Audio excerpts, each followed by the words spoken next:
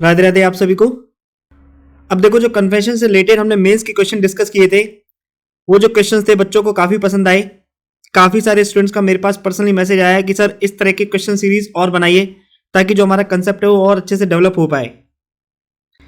क्योंकि होता क्या है, जब आप अप्लाइड क्वेश्चन को सॉल्व करते हो ना, तो उससे आपकी कंसेप्ट पे क्लैरिटी और अच्छे से बनती है, राइट। तो वो जो सेशन था बच्चों को काफी पसंद आया था और काफी सारे बच्चों के मेरे पास ये मैसेज आया कि सर प्लीज आप इस तरह की एक और क्वेश्चन सीरीज बनाइए जिससे कि हम खुद को और अच्छे से इवैल्यूएट कर पाए। तो लीजिए, हम दोबारा से आपके लिए कन्फेशन से रिलेटेड क्वेश्चन सीरीज लेकर हाजिर हैं। तो चलिए, without wasting any more time हम क्वेश्चन स्टार्ट करते हैं। तो आवर फर्स्ट क्वेश्चन इज, बहुत ध्यान से सुनना क्वेश्चन, बहुत ही मजेदार क्वेश्चन होने वाला है। एक्साइज ऑफिसर ने एक पर्सन को मनी लॉन्ड्रिंग के केस में अरेस्ट किया है, ठीक है। Excise officer arrested a person with respect to some money laundering case. अब he threatened him so badly that such person was ready to record the confession. अब excise officer ने उस अरेस्टेड पर्सन को इतनी बुरी तरह डराया धमकाया कि वो जो पर्सन था वो कन्फेशन रिकॉर्ड कराने के लिए तैयार हो गया और उसने एक्साइज ऑफिसर को अपना कन्फेशन रिकॉर्ड करा दिया। Now during the court proceeding, defence counsel argues that जनाब confession made to police officer will be hit by section 25 of Indian Evidence Act and therefore such confession is irrelevant. Trial के दौरान defence council ने claim किया कि जनाब चूंकि police officer को किया गया confession section 25 of Indian evidence act से हिट हो जाता है और इसलिए ये जो कन्फेशन है ये इरेलेवेंट है। Whereas prosecution claims that जनाब section 25 deals with confession made to police officer and since excise officers does not fall under the category of police officer, therefore such confession will not be hit by section 25 of Indian Evidence Act and it will be admissible. Prosecution ने claim किया कि जनाब चूंकि excise officers और custom officers police officer की category में fall नहीं करते, इसलिए वो जो कन्फेशन है वो section 25 of Indian evidence act से हिट नहीं होगा और एडमिसिबल हो जाएगा। Now as a defence counsel examine how will you defend your client. चलिए करिए इसका आंसर। क्वेश्चन समझ में आया ना आपके? एक्साइज ऑफिसर ने एक पर्सन को मनी लॉन्ड्रिंग के केस में अरेस्ट किया, उसे डराया धमकाया, जिसके बाद उस पर्सन ने एक्साइज ऑफिसर को कन्फेशन दे दिया। अब कोर्ट प्रोसीडिंग के दौरान डिफेंस काउंसिल और प्रोसिक्यूशन ने अपने अपने प्ली रेज किए। अब आप मुझे ये बताइए कि as a defence counsel what will you do in the above situation. करिए इसका आंसर फटाफट, सोच लीजिए, 2-4 मिनट सोच लीजिए, उसके बाद आंसर करना है इसका।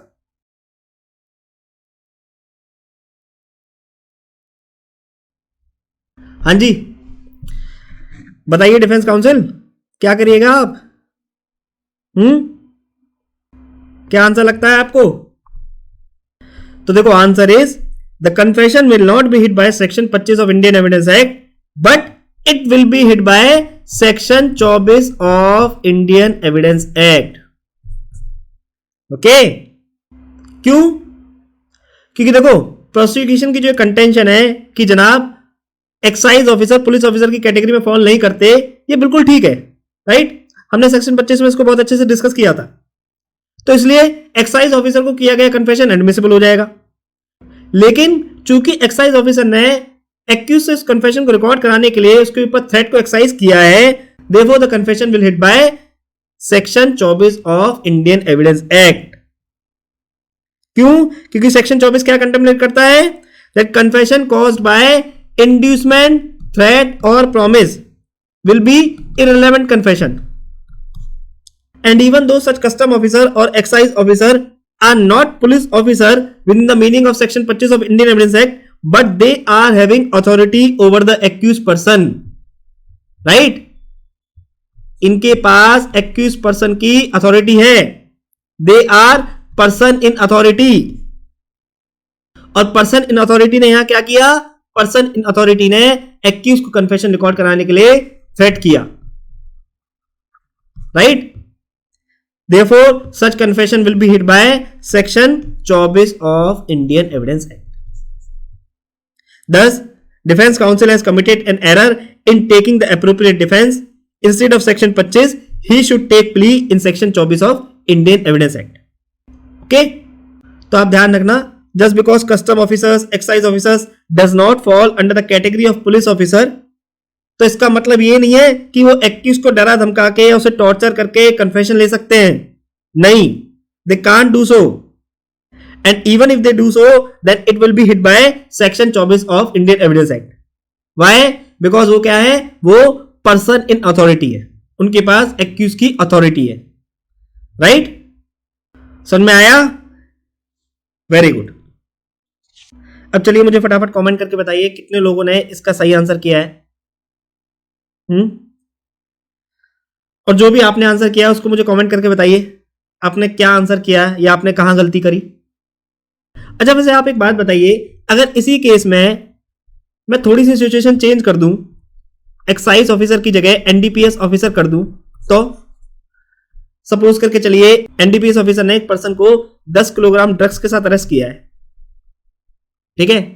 अब बाकी का सारा सीन वही है, बाकी जो सीन है ये सब वही है, और जो एनडीपीएस ऑफिसर है वो इस एक्यूज को डराता धमकाता है, जिसके बाद एक्यूज जो है वो कन्फेशन रिकॉर्ड करा देता है।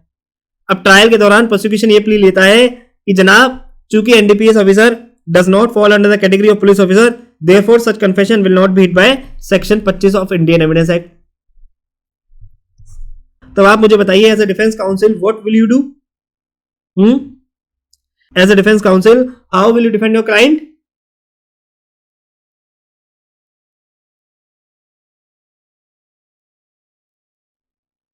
भाई simple, he will mention the case of Toofan Singh, Toofan Singh versus State of Tamil Nadu 2020 Supreme court. इस केस में क्या कहा था? सुप्रीम कोर्ट ने इस केस में कहा था कि जो एनडीपीएस ऑफिसर है they will fall under the category of police officer and this confession made to NDPS officer will be hit by section 25 of Indian evidence Act. Okay, Toofan Singh versus State of Tamil Nadu का case पता है या नहीं पता? Landmark cases की video जाके देखिए, हमने बहुत पहले ही इस केस को वहां बहुत अच्छे से डिस्कस किया हुआ है। ओके, बहुत ही लैंडमार्क केस है, फिल्म्स और मेंस दोनों के लिए इंपॉर्टेंट है, क्योंकि रीसेंट जजमेंट भी है और बहुत ही मेजर जजमेंट है ना। तो प्लीज आप इसको रेफर करिए एक बार फटाफट। अब चलिए, अब हम नेक्स्ट क्वेश्चन डिस्कस करते हैं। पुलिस ऑफिसर एक्यूज को कन्फेशन रिकॉर्ड कराने के लिए मजिस्ट्रेट के आगे प्रोड्यूस करता है, ठीक है। अब एक्यूज मजिस्ट्रेट को बताता है कि जनाब मैंने ही अपनी वाइफ का मर्डर किया है। अब आप मुझे ये बताइए, क्या एक्यूज का कन्फेशन इंडियन एविडेंस एक्ट के सेक्शन 26 से हिट नहीं होगा? भाई सेक्शन 26 क्या स्टेट करता है कि पुलिस कस्टडी में किया गया कन्फेशन इनएडमिसिबल माना जाता है, राइट। यानी अगर आप पुलिस कस्टडी में किसी थर्ड पर्सन को कन्फेशन करते हो then it will be inadmissible, है ना। क्यों? क्योंकि हम ये प्रिज्यूम करके चलते हैं कि एक्यूज के ऊपर पुलिस ऑफिसर का प्रेशर एग्जिस्ट करता है, एक्यूज जो है वो वॉलंटरी कन्फेशन नहीं करता, राइट। अब आप खुद सोचिए, जब पुलिस ऑफिसर एक्यूज को मजिस्ट्रेट के आगे कन्फेशन रिकॉर्ड कराने के लिए प्रोड्यूस करता है तो पुलिस ऑफिसर भी तो वहां मौजूद रहता है। भैया आपने कोर्ट में देखा होगा या आपने मूवीज में देखा होगा, पुलिस ऑफिसर ही तो एक्यूज को अरेस्ट करके उसे कोर्ट में प्रोड्यूस करता है, पुलिस ऑफिसर ही तो एक्यूज को हैंडकफ करके उसे कोर्ट में प्रेजेंट करता है ना। अगर आपने देखा हो तो जैसे ये कोर्ट है, या आपने अगर कोर्ट में प्रैक्टिस भी करी हो, जैसे ये कोर्ट है, यहाँ जज साहब बैठे हैं, राइट, यहाँ विटनेस बॉक्स है और यहां जो है वो दोनों पार्टीज के रिलेटिव्स बैठे हैं, है ना। अब सपोज करके चलिए किसी क्रिमिनल केस में एक्यूज की पेशी है आज, तो अब एक्यूज को कोर्ट में कौन प्रोड्यूस करता है? पुलिस ऑफिसर ही तो प्रोड्यूस करता है।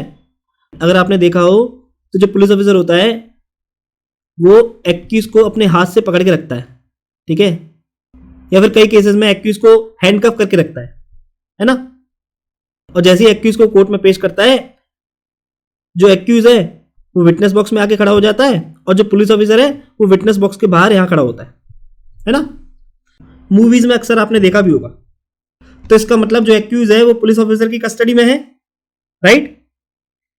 तो मेरा क्वेश्चन आपसे ये है कि क्या सेक्शन 164 में मजिस्ट्रेट को किया गया confession section 26 of Indian evidence act से हिट होगा या नहीं? भाई हमने पढ़ा कि पुलिस कस्टडी में किया गया कन्फेशन इनएडमिसिबल माना जाता है। क्यों? ऑन द ग्राउंड कि वो जो कन्फेशन है वो पुलिस ऑफिसर के इन्फ्लुएंस से ही किया गया है ना। अब आप यहां सिचुएशन देखो, एक्यूज जो है वो मजिस्ट्रेट के आगे कन्फेशन कर रहा है ना, और वो है किसकी कस्टडी में? पुलिस की कस्टडी में। तो क्या ये जो एक्यूज पुलिस कस्टडी में मजिस्ट्रेट के आगे कन्फेशन कर रहा है, क्या ये इंडियन एविडेंस एक्ट के सेक्शन 26 से हिट नहीं हो रहा? चलिए करिए फटाफट इसका आंसर, क्या लगता है आपको?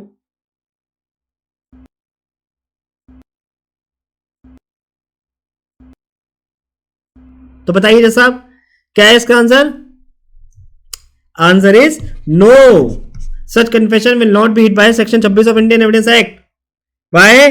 Because section 26 clearly states an exception that confession made in the immediate presence of magistrate, confession made in the immediate presence of magistrate, immediate presence of magistrate means confession made to magistrate, कि magistrate को किया गया confession in custody of police officer will not be hit by section 26 of Indian Evidence Act. Why?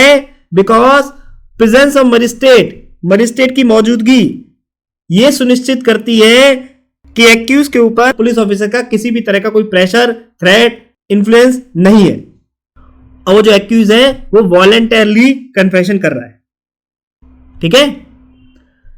Magistrate की presence ये सुनिश्चित करती है कि एक्यूज के ऊपर पुलिस वाले का किसी भी तरह का कोई डर, थ्रेट, इन्फ्लुएंस नहीं है, और जो एक्यूज है वो वॉलेंटरली कन्फेशन कर रहा है, ठीक है।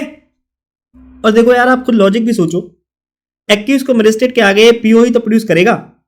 अब कोई सिविल पर्सन या कोई प्राइवेट पर्सन तो उसे कोर्ट में प्रोड्यूस करेगा नहीं। एक्यूज को अरेस्ट करना, उसे कोर्ट में पेशी पर लेके आना, उस पर निगरानी रखना, ये देखना कहीं वो भाग ना जाए, ये सारी रिस्पॉन्सिबिलिटी पुलिस ऑफिसर की तो है ना। और इसके अलावा भी अगर हमने कन्फेशन मेड टू मजिस्ट्रेट को सेक्शन 26 से हिट करा दिया, आप ये सोचो कि जो कन्फेशन एक्यूज ने मजिस्ट्रेट को सेक्शन 164 में रिकॉर्ड कराया, अगर हमने इसे सेक्शन 26 से हिट करा दिया तो ऐसे तो फिर मजिस्ट्रेट के आगे कन्फेशन करने का कोई मतलब ही नहीं रहा। भाई जब आप सेक्शन 164 में मजिस्ट्रेट के द्वारा रिकॉर्ड किए गए कन्फेशन को सेक्शन 26 से हिट करा दोगे तो फिर उस कन्फेशन को रिकॉर्ड कराने का पर्पस ही क्या रहा? फिर पुलिस ऑफिसर क्यों ही अननेसेसरली इतनी मेहनत करेगा? कनेक्ट कर पा रहे हो ना मेरी बात को, है ना। तो एग्जाम में बस आपको इतना मेंशन करके आना है कि चूंकि मजिस्ट्रेट की प्रेजेंस ये एंश्योर करती है कि एक्यूज के ऊपर पुलिस ऑफिसर का किसी भी तरह का कोई डर, थ्रेट, इन्फ्लुएंस नहीं है, और वो जो कन्फेशन है वो वॉलंटरी कर रहा है, therefore such confession will not be hit by section 26 of Indian evidence Act. Okay, अब चलिए बताइए कितने लोगों ने इस क्वेश्चन का सही आंसर दिया एकदम, बताइए फटाफट। तो इन दोनों क्वेश्चन को कितने लोगों ने सही आंसर किया है और कितने लोगों ने गलत आंसर किया है, फटाफट कमेंट करके बताइए। अगर गलत किया है तो क्यों किया है, कहां आपसे गलती हो गई, क्या आपने पहले की तरह जल्दबाजी दिखाई, या जो टॉपिक पर पकड़ है अभी आपकी नहीं हुई है। अपने आप को अच्छे से एवेल्यूएट करिए, क्योंकि देखो आपसे ज्यादा अच्छा एवेल्यूएशन आपका कोई नहीं कर सकता, ठीक है। एनीवेज, जिन लोगों ने इन दोनों ही क्वेश्चन का बहुत अच्छे से सही आंसर किया है तो उनको बहुत बहुत कॉन्ग्रेचुलेशंस, राइट। आप बहुत अच्छे से प्रोसीड कर रहे हो, बहुत सही डायरेक्शन में जा रहे हैं। और जिन्होंने इन क्वेश्चन का आंसर सही नहीं भी किया है तो आप बिल्कुल परेशान मत होना, ठीक है। चीज़ें टाइम लेती हैं, it's okay, it happen some time, ठीक है। आप धीरे धीरे ही चीज़ों को सीखते हो, ओके। एक ही दिन में कोई भी एविडेंस एक्ट का मास्टर नहीं बन सकता, राइट। चीज़ें समय मांगती है, ऑल राइट। तो बिल्कुल परेशान मत होइए, with the passage of each day or with your hard work you will also become the master in evidence law. Okay, तो निराश होने की या डिसअपॉइंट होने की बिल्कुल भी जरूरत नहीं है यार, बॉस ये केवल एक सब्जेक्ट है, ठीक है, और छोटे छोटे से 2-3 क्वेश्चंस है. ऑलराइट, अपने आप को बिल्कुल डिमोटिवेट मत कर लेना कि यार मैंने तो दोनों ही क्वेश्चन गलत कर दिए या इतनी सिली सिली मिस्टेक्स मैं कर रहा हूं. तो बिल्कुल भी यार इस चीज को लेकर परेशान मत हो ना, सब करते हैं भाई, सब करते हैं. In fact I also did the same mistake, but the thing is आप धीरे धीरे इन पर कमांड बनाते हो. ऑलराइट भाई, गलती करके ही तो आदमी सीखता है, तो बिल्कुल परेशान मत होइए यार. हम कोई भगवान नहीं है कि जो कभी भी एरर नहीं कर सकते, ठीक है. तो ये था हमारा आज का लेक्चर. अगर आपको लेक्चर पसंद आया है तो आप लाइक, शेयर और कमेंट जरूर कीजिएगा, और अगर आपको लेक्चर पसंद नहीं आया है तो आपको डिसलाइक करने का भी पूरा राइट है.